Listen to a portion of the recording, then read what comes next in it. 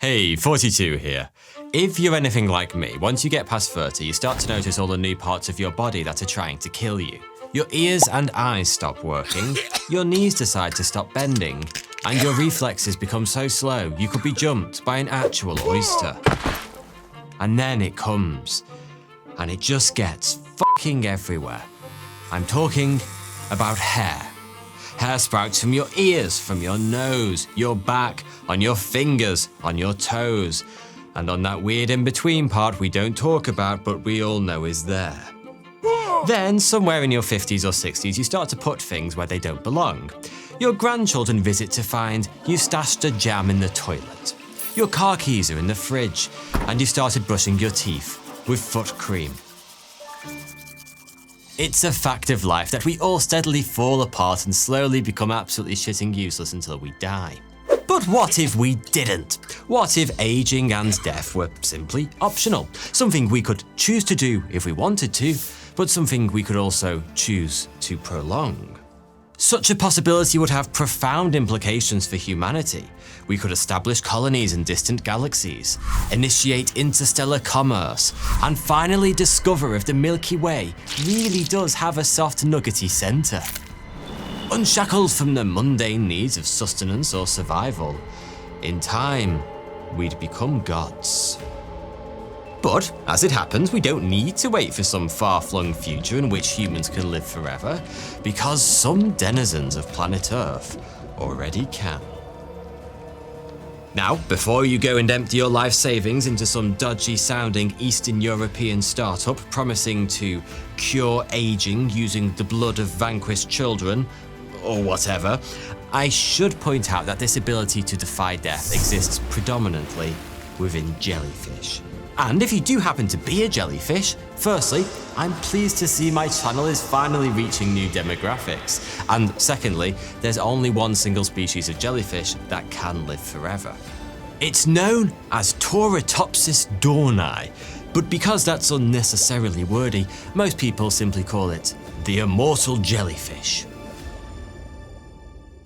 Surfshark VPN keeps you safe and private by covering up everything you do online. And Surfshark VPN lets you travel the world virtually by changing your virtual location. Or, if you are physically traveling, Surfshark also lets you connect via your home country, so you don't miss out on all your home comforts, such as streaming video content from home that might be blocked whilst you're traveling. There are over 3,200 servers in 100 countries, so anywhere you go, you'll find a server that fits your needs. I love Surfshark VPN's multi-hop feature that lets you put 2 VPN servers between you and your online destination for even more privacy and security. And I'm also a big fan of Surfshark's IP rotator feature, which constantly changes your device's IP address without losing your VPN connection. It's really important to stay safe online when you're out and about, and that's why I use Surfshark VPN, so I can, for example, access my online banking safely, even on public Wi-Fi, something I would never do without a VPN. VPNs also keep your location and download history private, so you can send and receive files securely. Quite simply, Surfshark VPN is an essential tool, and by using the code 42, you'll benefit 3 extra months for free. All you have to do is click the special link in the description below, so don't miss out. And a big thanks to Surfshark for sponsoring this video. In the early 1990s, Italian marine biologist Ferdinando Baerio was conducting research into Torritopsis dohrnii jellyfish in the waters around the island of Elba when he made a remarkable discovery. He was trying to figure out how they reproduce when he noticed something strange. Some of the adults in the population were shrinking and turning into blobs of tissue that looked a bit like a polyp, the stage of a jellyfish's life cycle that precedes adulthood. Now, this was a big deal, not just because Baerio had stumbled across something nobody had ever seen before, but because, as I'm sure you'll appreciate, adults turning into babies is not something that happens in nature, except on very niche porn sites. Yet, here this strange jellyfish was, putting all that effort into growing up, only to regress once again into its childhood form. Even stranger, it didn't just do this once, but Baerio observed this bizarre life cycle over and over in the same specimens. A single jellyfish would grow up, then grow down, grow up, grow down, over and over again, seemingly forever. To understand how this remarkable transformation works, let's start at the beginning. Tauratopsis dorni begin life as tiny larvae floating in the ocean. After a few days, they attach themselves to the seafloor and enter the polyp stage of their life cycle. Over the coming weeks, the polyp grows and eventually splits into separate segments, each maturing into a fully grown medusa, the adult form of the jellyfish. Now that's a fairly standard life cycle for a jellyfish, but Tauratopsis dorni has a little trick up its slimy sleeve. You see, once it's reached adulthood, if the jellyfish is exposed to certain environmental triggers, like changes in water temperature or the presence of a predator, it will begin to revert back to its polyp form, before starting the cycle all over again. Because scientists are psychopaths, in one experiment they cut the bell, which is basically the body, of adult specimens using scissors. After being cut open, the jellyfish would revert to their polyp form, then mature once again with a brand new, undamaged bell. End. Sorry, I couldn't resist. As you can probably imagine, this has some pretty significant implications for the survival of the species. A jellyfish that can live forever doesn't need to worry about reproducing. It can do that whenever it feels like it. And whilst your average jellyfish will typically spawn once a year, Tauratopsis dorni can do it whenever it likes. In fact, it's been known to spawn multiple times a month. But the immortal jellyfish isn't actually biologically immortal. There are very few known creatures on this planet that are. One such creature is the Hydra. The Hydra is a small freshwater organism known for its ability to regenerate itself when cut in half. Belonging to the phylum Cnidaria, the same group as jellyfish, Hydra has long fascinated scientists with its capacity to maintain its telomere length throughout its life. Telomeres are the protective ends of chromosomes, which typically shorten as organisms age, eventually leading to death. But in Hydra, these telomeres remain unchanged through time, granting it a unique kind of longevity. Hence, we classify them as potentially biologically immortal, but more research is needed.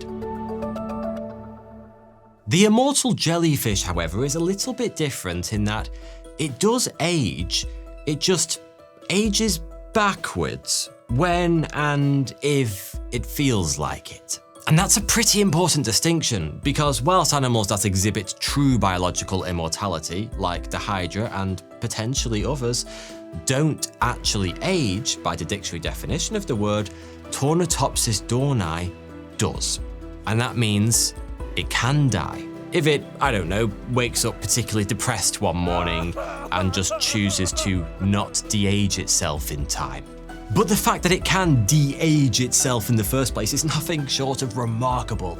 So then the obvious question is, how does it do it? Well, the short answer is, we don't know. And the long answer is, we really don't know. Truth is, the ability to defy death is one of the greatest mysteries in all of science. Despite the fact we've been dying for literally thousands of years, we still don't really know why. I'm strictly talking about age-related death, of course. If someone catches a stomach bug and just shits himself to death, then that's pretty self-explanatory. There are plenty of theories, of course. Some scientists believe aging is the result of genetic programming. Others think it's caused by accumulated damage to our cells over time. And whilst those theories may sound kinda similar, they're actually very different. Genetic programming would mean we age because we're supposed to, while cellular damage would mean we age because we're not supposed to. There's a lot of evidence to support both theories, but there's also a lot of evidence to contradict them too. And that's the problem. We can see the effects of aging all around us, but we still don't really know what causes it. So to state the bleeding obvious here, if we still don't know why organisms age forwards, we've obviously got no bloody clue how the immortal jellyfish manages to age in reverse. Based on research to date, it's thought that the key to this remarkable ability lies in the jellyfish's cells. Specifically, they exhibit a process known as transdifferentiation, which basically means that its cells can transform from one type to another seemingly at will. But the immortal jellyfish is the only adult creature we know of that can perform transdifferentiation. Which means that jellyfish scientists specifically invented that word and made it stupidly difficult to say, just so educational YouTubers like me would have a bloody hard time pronouncing it when talking about this goddamn jellyfish. Anyway, rants aside, regardless of how it works, the implications for the immortal jellyfish are fairly obvious. Since it can essentially live forever, it doesn't need to worry about life-threatening injuries. It just reverts to a polyp, respawns, and then tries to kill millennia again for the 1000th time. All of which is why, in the last couple of decades, the immortal jellyfish has spread to pretty much every corner of every ocean on the planet. But that's not to say Tornatopsis dohrnii is invincible. For one thing, its remarkable ability to age in reverse only works if it's in peak physical condition. If it's weak or malnourished, it won't be able to pull off the transformation, and it will just die like any other jellyfish. In fact, there's plenty of things that can kill Tornatopsis dohrnii. It's a jellyfish after all, and it's made of 95% water, so unsurprisingly it's vulnerable to being eaten by anything that fancies it. It's also sensitive to changes in temperature, salinity, and water pollution, and it can be killed by disease or parasites.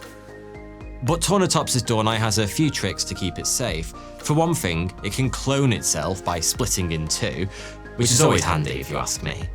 It's also able to revert back to its polyp form pretty much whenever it feels like it, which is really useful if the conditions in the ocean are just getting a bit hairy. Not only does the polyp form offer better protection against predation, it can also survive for several weeks in this form without a meal. But the polyp form is obviously much less mobile than the adult Medusa, so if it switches to the polyp form in a particularly risky area with lots of predators around, it might not live to regret it. If you're a regular viewer of this channel, you'll know I've done a few videos on living forever, and the fact is it's probably not all it's cracked up to be. For one thing, it's pretty boring. And whilst it's true that Tornatopsis dohrnii doesn't exactly have a lot going on in the brain department, its life isn't what I'd call stimulating. In fact, it's thought that the immortal jellyfish sometimes reverts to its polyp form just to give itself a break.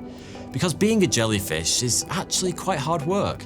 It's a filter feeder, meaning it spends the majority of its time swimming around with its tentacles spread wide, filtering tiny particles of food from the water. Not exactly titillating, is it? And that requires a lot of energy. So every now and then it just turns back into a squidgy infant because it needs a spa break. So if this simple organism can age in reverse, why can't we? Research into the genetic and cellular mechanisms that allow Tornatopsis dohrnii to de-age has only just begun. While some scientists hope that we'll uncover insights into our own aging processes, there are, if you hadn't noticed, significant biological and genetic differences between humans and jellyfish that could make direct applications of these findings rather challenging. Besides, if you really want to observe adults turning into babies today, you don't need to wait for science to prevail. Simply visit any Walmart on Black Friday. Thanks for watching.